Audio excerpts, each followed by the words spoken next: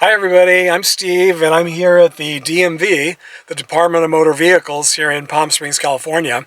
And I'm here to renew my driver's license. I received a letter in the mail last week saying that now that I'm 70 years old, I have to come into the office and take a test, not a driving test, but the written test. Or I can do it online, but I still have to come in to take the vision test and have a new picture taken. And I actually think that's a good idea. Once you get to be 70 years old or so, it's probably a good idea for them to double check just to see what shape you're in and to make sure you can just pass the test. The test you can take online, which is really cool. I took it yesterday and passed. It's one of those no-fail tests. So you watch a video about, I think there were 7 sections. You watch a video at the beginning of each section and they talk about what the section's about. Then you have to read about the topic and then you take a quiz at the end of each section and you have to pass every question. Now, if you miss one, then you just go back and you watch the video again or read the section again and take it again. And it was surprisingly easy. I thought it only took me about a half hour, 45 minutes, and I was going slow and really paying attention and writing it down notes because I wanted to make sure that I actually knew the information. It's helpful, and it's definitely a good refresher.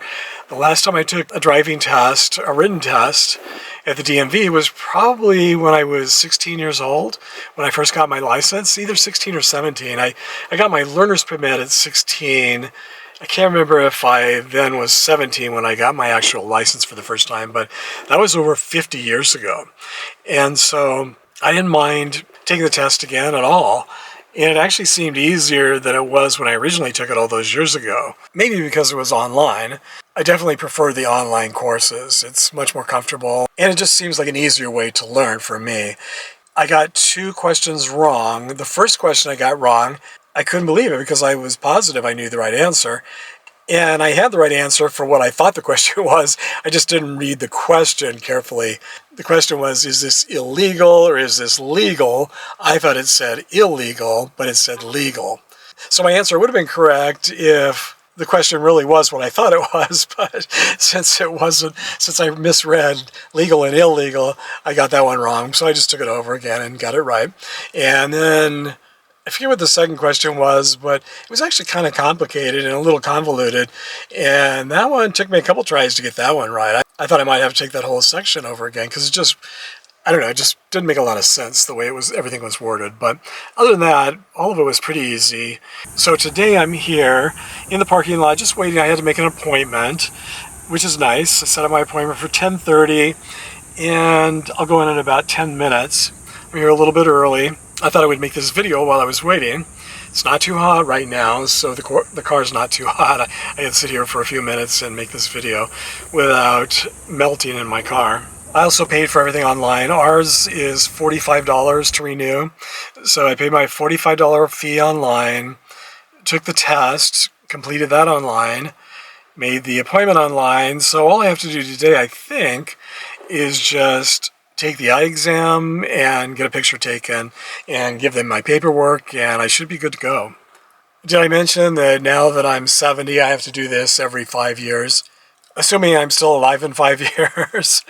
So that'll be interesting to see how many more of these I have to do. But like I say, I think it's a good idea to do this. I wouldn't even mind if I had to do it every year, to be honest. I think, once you reach a certain age, you do start, I don't want to say going downhill, but I think a lot of things with our bodies as we get older, our bodies and our minds and our eyes and other things start giving way little by little over the years. So it's not a bad idea to double check at least every 5 years to make sure we're still of sound mind and body to be able to drive. I don't want anyone driving on the road who's not really able to, whether that's someone who's younger or older. It is weird, though. It got me thinking about, I really hadn't thought about reaching an age at some point possibly where I might have to stop driving. Or I might have to give up my keys. And I've heard about that over the years. I hadn't really paid much attention to it because I was younger. I know when my mom was in her 70s, she voluntarily gave up her keys. She didn't want to drive anymore because she was having problems with her eyes. She had macular degeneration, which was making it difficult for her to see, at least especially peripherally. And then she also had glaucoma, and both were pretty bad. And she dealt with that for at least the last 10 years of her life, maybe more. I can't really remember if she was 70, 75, maybe a little bit later when she finally gave up her keys, but she was happy to give up her keys. Now, she had a car. She kept it until the day she died. She always wanted to have a car, which was a good idea because she lived in a very, I don't know if you can hear the airplane taking off. We're right next door to the airport. She lived in a very remote area of Arizona. She lived in Quartzsite, Arizona, which has a permanent population of about 4,000 people, I think. So not a lot of people, pretty remote. She was lucky that she did live in a community which was mostly all retirees. And she was very social, had lots of friends, lots of neighbors. And so what she did, which was pretty smart, was she kept her car. And then she just had all of her friends and neighbors and family members when we'd come out to visit. She would have all of us drive her around. So it made it kind of easy for people. They didn't have to drive. She didn't have to ask them to. She didn't have to impose on her friends to drive their own cars and spend their own gas, taking her around shopping and various things. So she just asked them if they would mind driving her car, and she paid for gas. They would stop and fill up the gas for her, but she paid for it, and she paid for keeping her car up to date and everything, new tires and batteries and whatever. So none of her friends or neighbors minded taking her around. They would even go out on day trips, driving around just for fun. Where she lived, it was so remote that she didn't have mail service. So she needed someone to take her to the post office in town at least once or twice a week just for her mail, or sometimes neighbors would be going to the post office themselves and they would just pick up her mail for her. But they would take her grocery shopping and they would go out to lunch and do various things. Like I say, she liked to party, she liked to go out and be active, and so her car was kind of the community car, which was great. I mean, she liked it. All the neighbors liked it because a lot of the neighbors were very cheap. They didn't want to, they didn't want to spend money on gas and things, which was fine. And so she would also then sometimes take them out to lunch or dinner to kind of reciprocate, since they were doing the driving and driving her around and chauffeuring her around and stuff. Then she would treat them to lunch or dinner, and so that was nice. So it worked out really well for her.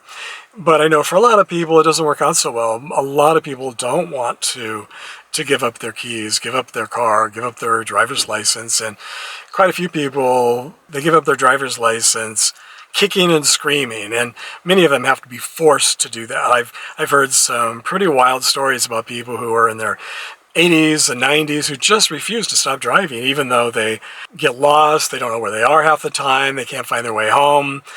Of course, when you're at that age, it's just natural that your reflexes slow down, at least I think for most of us.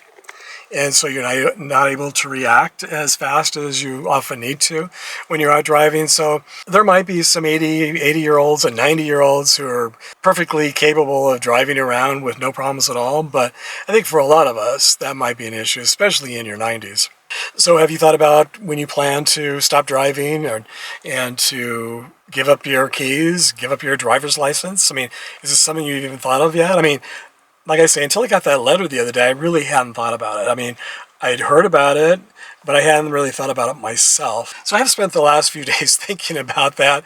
And one of the reasons we moved to Palm Springs is because it's not a large city like Los Angeles, but it's a large enough city that we do have public transportation and we do have everything pretty nearby.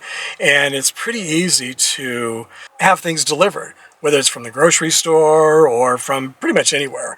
Amazon, there's also Uber, there's all kinds of things. So where we live, it would be very, very easy to get around and to live a very full life without a car, without a driver's license. So I guess at some point back when we were in our 40s and 50s and moved into our retirement home, I guess we did think about that. We did think about things like this. I really haven't thought about them since. Now the reality is I'm almost at that point, but maybe another 5, 10, 15 years, I probably won't be able to drive myself around anymore. So in that case, we're set up. So if I'm still alive then, and I'm not able to drive, then at least I can have things delivered, and I can use Uber and Lyft, and who knows what will be available then. I mean, 10, 15 years from now, if I'm still alive. So someone just pulled in front of me with a white car, and the reflection from their grill is shining right in my eyes. So, and it's also starting to get really hot here in the car. So I'm going to go wait inside. So I just wanted to share this with you today. If I think of anything else between now and the time I get out of the DMV, I'll share that when I get back in the car. But otherwise, share your experiences in the comments. Have you reached 70 years old, and do they make you take a test again once you're 70, like we have to here in California? Share with us in the comments. It would be interesting to know if every state is the same. I was assuming that everybody had to do this, but maybe not. Maybe it's just here in California. Let us know in the comments section, and I'll look forward to reading all your comments and seeing you all next time.